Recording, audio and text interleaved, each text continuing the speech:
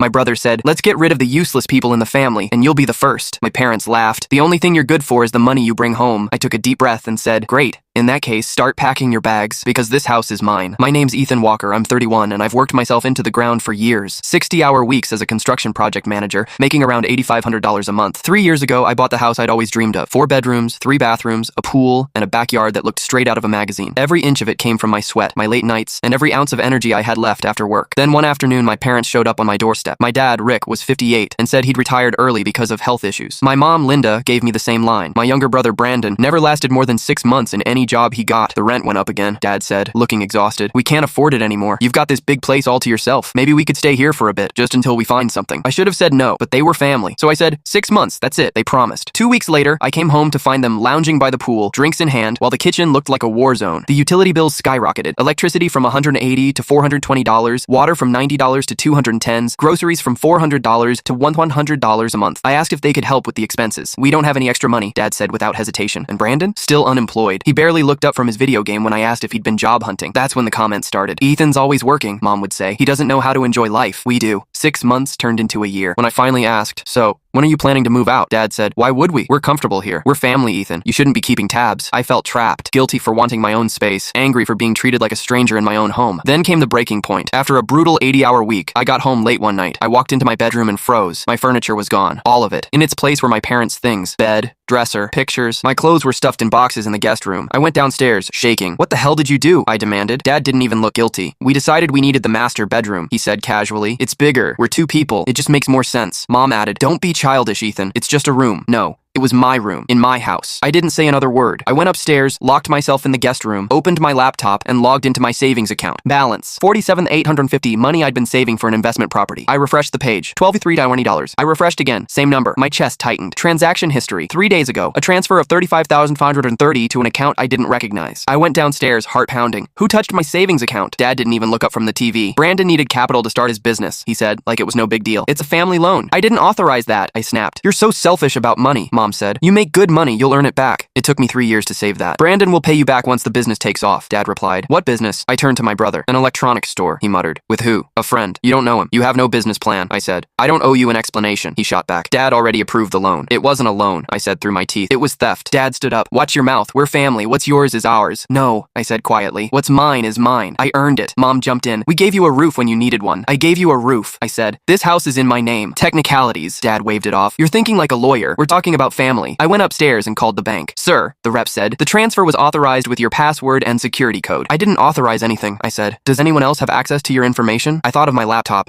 I always left it in the living room. My passwords were saved in the browser. I need to report fraud, I said. To do that, she replied, you'll need to file a police report. But if the person who made the transfer lives with you, it can get complicated. Can I recover the money? It depends, she said. You'll need legal representation. I hung up, furious. I searched property lawyer Dallas TX and called the first office with good reviews. Law office of Daniel Whitaker, said a calm voice. How can I help you? I need an urgent consultation, I said. My family's living in my house rent-free. They stole my savings. Can you come tomorrow at 9? I'll be there. That night I didn't sleep. I printed statements, collected documents, and packed evidence. By morning I was done being the nice guy. When I sat across from Daniel Whitaker, he looked at the papers and said, you have a strong case. The house is in your name. They don't pay rent. There's no lease. That's grounds for eviction. And the money? Harder, but possible, he said. If we prove unauthorized access, we can file for a freeze and potential recovery. How long will it take? For eviction, 30 days if they cooperate, 60 if they resist. For the money, maybe 3 to 6 months. I want to start now, I said. I'll need a $1,000 retainer. I wrote the check on the spot. By the end of the meeting, I finally felt something I hadn't in a long time. Control. But I had no idea how ugly things were about to get. Leaving the lawyer's office,